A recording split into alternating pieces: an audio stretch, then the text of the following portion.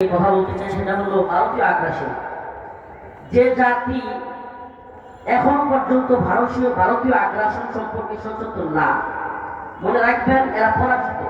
মানসিকভাবে এদেরকে মেন্টালি আপনি পরাজিত জাতি বলতে পারেন।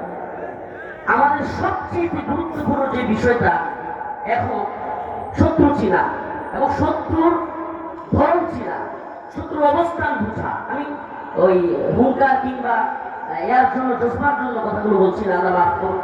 শত্রুর অবস্থান ছিল কোন শত্রু আছে যে আপনাকে দেখা মাত্র গালিগালাজ করবে, ওয়াহাবি বলবে, এটা সেটা বলবে, হ্যাঁ আলেম ওলামাদেরকে বিভিন্ন তিরস্কার করবে।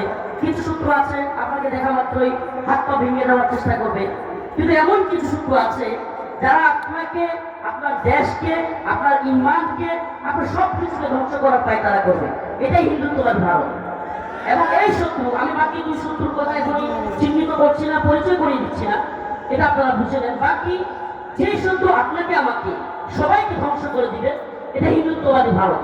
হিন্দুত্ববাদী ভারত আমাদের উপরে শুধুমাত্র সামরিক আগ্রাসনটা চালানো বাকি, আর বাকি যত সাংস্কৃতিক আগ্রাসন কিংবা আপনার শিক্ষার মধ্য দিয়ে আগ্রাসন, এমন কোন সেক্টর নাই যে সেক্টরটাতে এই অঞ্চলের মুসলিমদেরকে ঘায়াল করবার জন্য যোগ করে চেষ্টা করতেছে না। লম্বা কথা বলবার সময় নেই, কিন্তু আমি শুধুমাত্র আজকের এই বৃহৎ একটা ওলামায়ে কেরামের প্ল্যাটফর্ম, এখান থেকে আরো এক দুইটা কথা সুযোগ দিলে বলতে, সেটা হলো দেখেন এই জামানায় আপনি আবু বকর কিংবা ওমর রাদিয়াল্লাহু আনহুকে খুঁজে পাবেন না।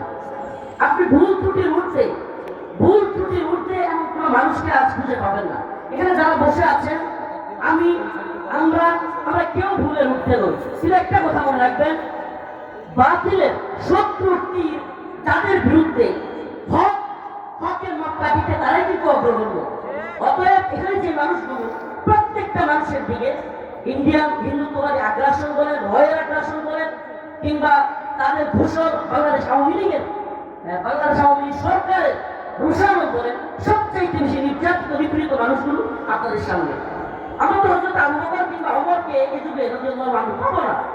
ওনাদেরকে নিয়েই কাজ করতে হবে, ওনাদের দিকে তাকিয়েই সামনের দিকে অগ্রসর হতে হবে।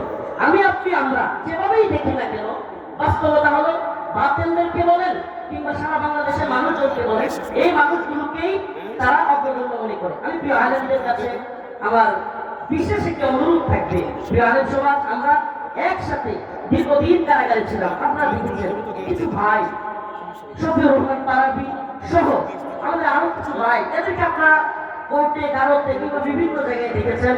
আরাফাত ভাই, সাইমুন ভাই, এই সমস্ত ছেলেগুলো যারা কিনা কলেজ ভার্সিটিতে পড়াশোনা করেছে, আজকে 2013 সালে আল্লাহর নবীকে নিয়ে কটূক্তি করা হয়েছে। এই ভাইগুলো ফেসবুকে বিভিন্ন মাধ্যমে লিখালিখি করছেন। সেই লিখালিখির দায়ে আজকে এক যুগের উপরে তারা বন্দী, এবং তাদের এক একজনকে হাসিনা সরকার 10টা, 2টা, 3টা করে ফাঁসি দিয়ে রাখছে। এদের কি অপরাধ? এরা লেখালেখি করেছে, এরা অনলাইনে ওই 7 জনের বিরুদ্ধে, 7 জন ব্লগার, অভিজিৎ রায়, ফয়সাল আলী দীপক, ওয়াসিকুর রহমান বাবু, ব্লগার রাজীব, এদের বিরুদ্ধে লেখালেখি করবার কারণে আজকে সেই ভাইগুলো দীর্ঘদিন যাবৎ কারাগারে নির্যাতিত, নিপীড়িত। আমি আমার প্রিয় সাহেবদের কাছে বলতে চাই, আমাদের সম্পাদক যারা বাকুন্দুর রহমান সাহেব এখানে উপস্থিত, ওনাকে আমি আসলেই অন্তর থেকে ভাববোধ করি। এমন কিছু মানুষকে আমার রাখলে রাখা দরকার ইসলামপন্থীদের, যারা ইসলামপন্থীদেরকে জঙ্গি ঠেক দেয় না, যারা ইসলামপন্থীদেরকে মৌলবাদী ঠেক দেয় না। আমাদের মিশন ভারতীয় আগ্রাসনের বিরুদ্ধে এমন হওয়া উচিত।